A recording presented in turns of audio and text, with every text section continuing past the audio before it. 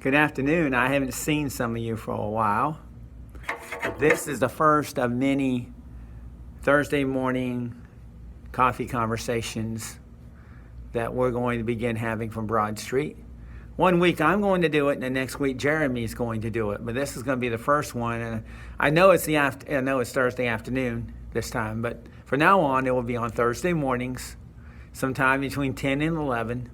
You'll be able to watch it on YouTube or possibly on our Facebook Live or on our website.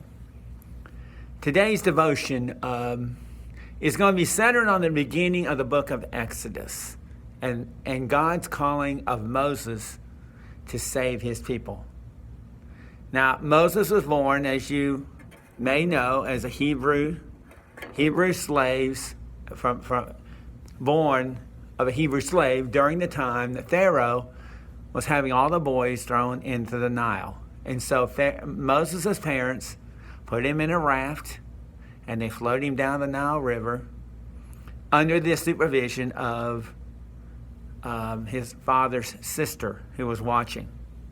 And it just so happens, a God thing, that Pharaoh's daughter finds Moses.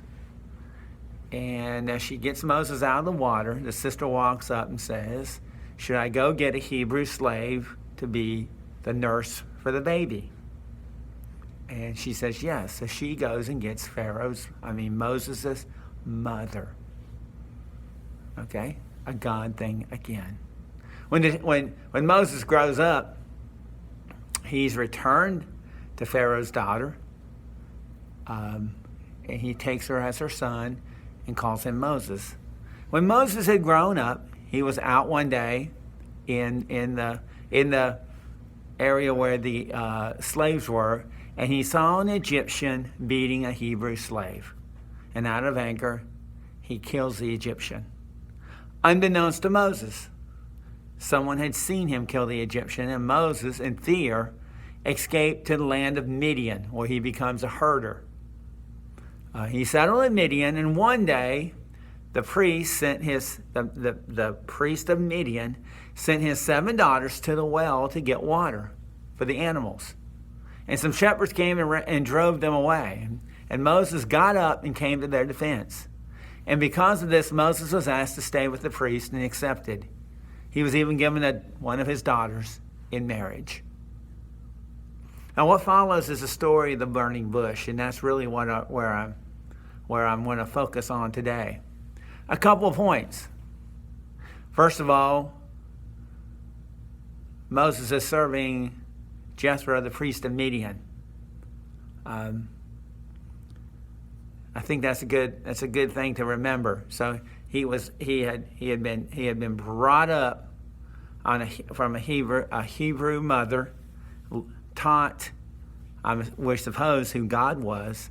And now he's working for a priest. Now, when it comes to the burning bush, we many times talk about the burning bush.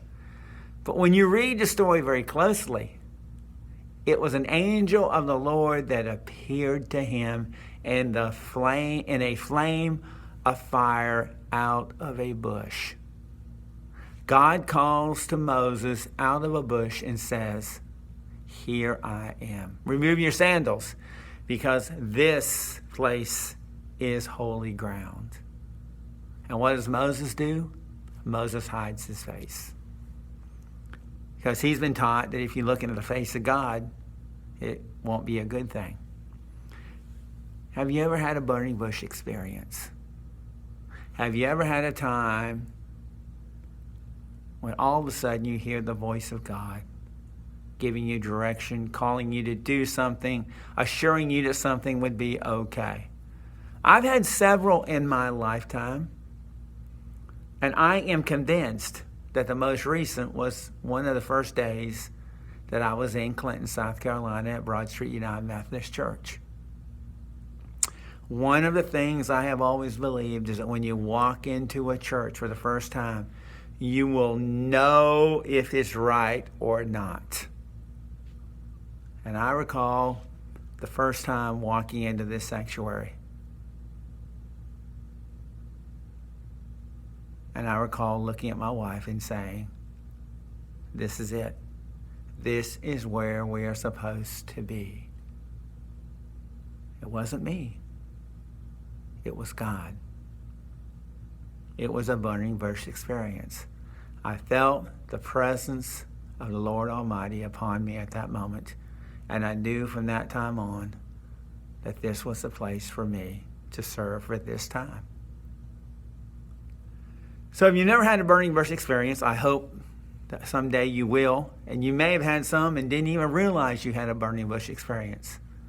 So think back over your life and see where God has shown up at just the right time to give you just the right message. Thanks for being with me today. As I said, these will be something we do every Thursday mornings, sometime between 10 and 11. So be looking for them in the future, and I hope you'll check in on us in the future. Thank you.